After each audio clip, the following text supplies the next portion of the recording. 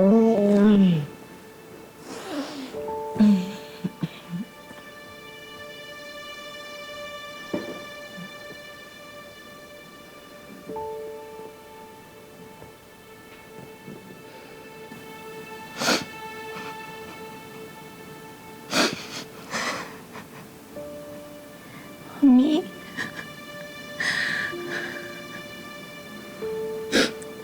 Lumaban ka na, please.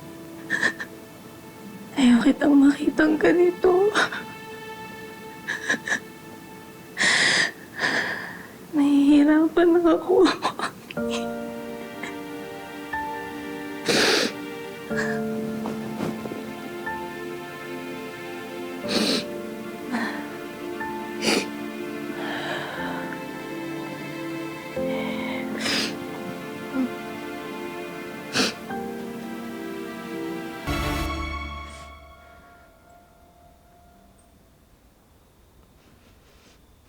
Bel?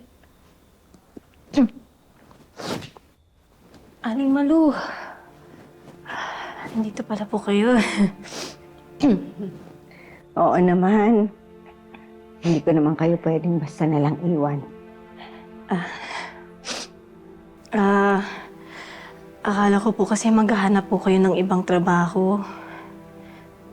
2 buwan na po kasing delayed po ang sweldo ninyo. Pasensya na po, pero baka di ko na po kayong kakayaning i-maintain. Bel, wag mo na munang isipin yun. Ayos pa naman ako. Maliit na bagay yung mapagsilbihan ko kayo. Lalo ka na. Doon man lang makabawi ako sa mga kasalanan ko sa'yo.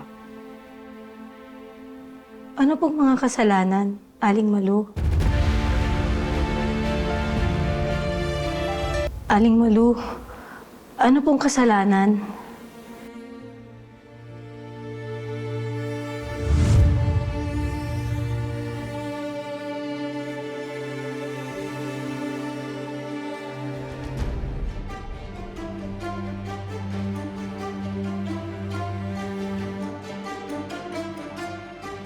Siya na ba? Opo, sir. Siya po ang anak niyo ni Jose.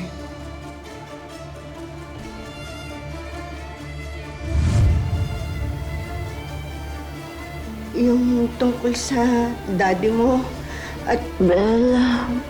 Mami? Bella, anak. Mami, ano pa kailangan niyo?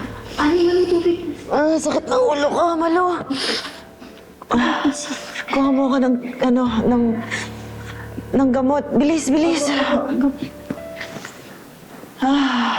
Sakit ng ulo ko, anak. Are you okay, Mami? Do you need anything? Baka walang hiya talaga ng daddy mo. Anak, pinababayaan niya na talaga ako. Babayaan mo na lang siya, Mami. Basta ako, andito po ako, okay? Talaga, anak.